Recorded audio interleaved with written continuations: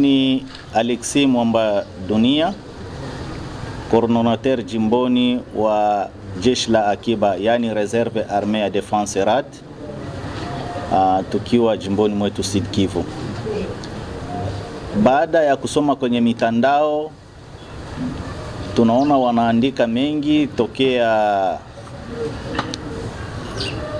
Alhamisi, Ijumaa na leo tunaona wanaandika kwa mitandao kusema wazalendo walipewa pesa ya rushwa kwa kwenda kuleta vurugu kwenye bunge la jimbo.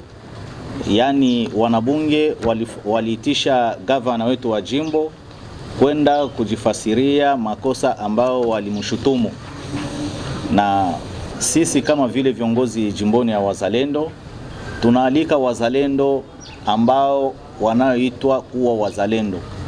Mzalendo halali hakule rushwa. Mzalendo halali haende fanya vurugu, mambo ambao katiba ya nchi inatuma. Mzalendo halali anakaa kwenye shamba la mapambano na kutekeleza ulinzi na usalama wa nchi yetu. Sasa yule yote mzalendo ambayo atakayeshikwa kama alikula rushwa kwa ajili ya kwenda leta vurugu kwenye chumba la bunge ataadhibiwa. Tutampana kwenye serikali na tutahakikisha kama yule mzalendo anaenda fungwa mahali hapo mheshimiwa wetu gavana mwenyewe aliyosema kama mzalendo vurugu anastahili kufungiwa na kupelekwa Angenga.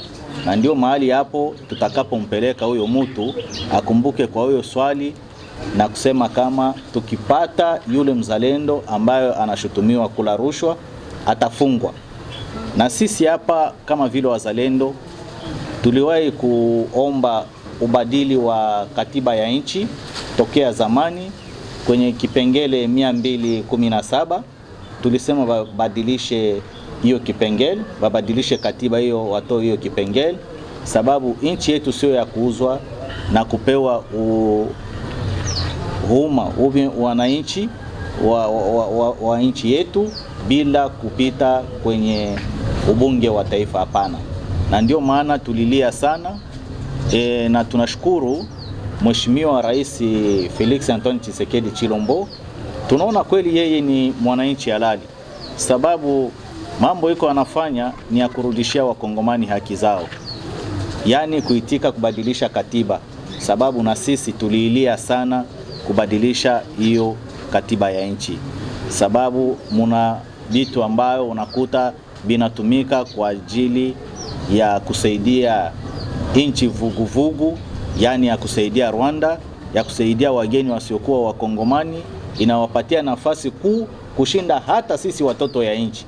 Na hivyo anasikia kilio yetu na tunaendelea kumsapoti ili afikie kubadilisha hiyo katiba. Na tunaalika gavana wetu wa jimbo, yeye ni baba wetu, sisi hatuwezi tukimdharau hata siku moja.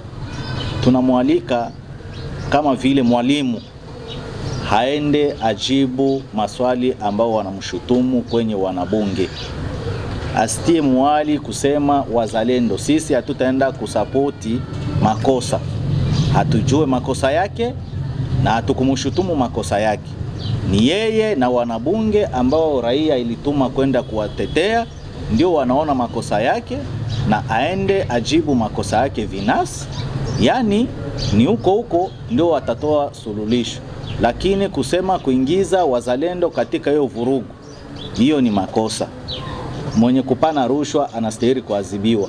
Ni kusema tukiona wazalendo na tukipata ambao watakapatikana kwa hiyo kosa ya kusema walipata hiyo pesa kwa rushwa, yani tutashutumu hata yeye kiongozi wetu, sababu ni kusema anakubali mambo ambao wanamshutumu na anaikosa amo sheria, ndio anaitwa wazalendo.